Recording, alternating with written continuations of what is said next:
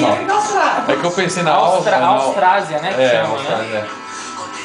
Resumindo, do continente sul-americano, você sabe o quê?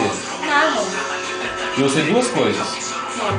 O Chile e o Equador não fazem divisa com o Brasil. O que mais?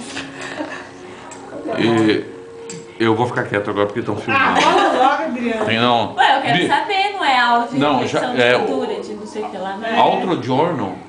Altro Giorno já filmaram, eu vou misturar um pouquinho italiano com português, tá? vai. Me filmaram aqui, sem minha permissione, Sem meu permisso.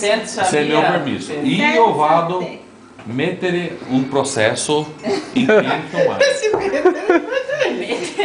Mettere Não, tem esse rapazinho aqui, é engraçado, né? Porque ele começa a filmar assim, ele pega a câmera, vira assim, aí dá uma piscadinha, olha, né? Aí ele sai. Aí ele sai, ele vai mostrando todo mundo, vai mostrando a cozinha, tá aí, ó, tá filmando. Aí depois ele vira de novo e fecha assim, né? Aquela carinha de neném quer dar, né? A carinha dele. Escuta, se você me filmar, eu posso fazer uma cara feliz pra mandar pra mamãe? Sim, pode. Ai, mamãe, eu tô aqui, precisa chorar. Dá um close no piu-piu, velho. Piu-piu esse aqui. Mãe, eu sou o Joe. Sono io.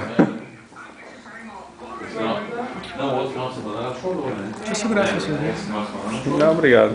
Bicho, não, agora não, cara. Vai chorar no Natal, velho. Eu vou falar rapidinho.